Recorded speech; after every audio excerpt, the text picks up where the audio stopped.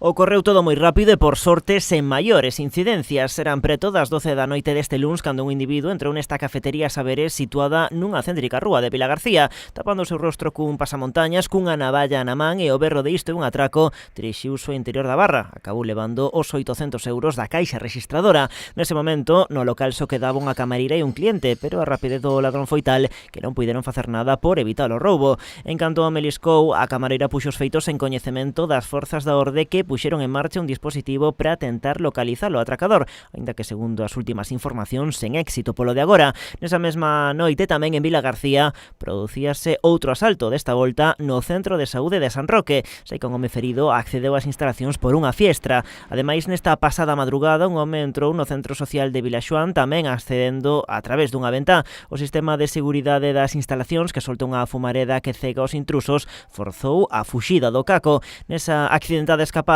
o ladrón que uselle unha citación xudicial. Sen moita dificultade, a policía xa procedeu á súa identificación. A sucesión de roubos que se ven registrando na localidade nos últimos meses leva o Concello a poñer sobre a mesa a celebración dunha xunta local de seguridade extraordinaria. Polo de agora, esa xuntanza non ten data fixa.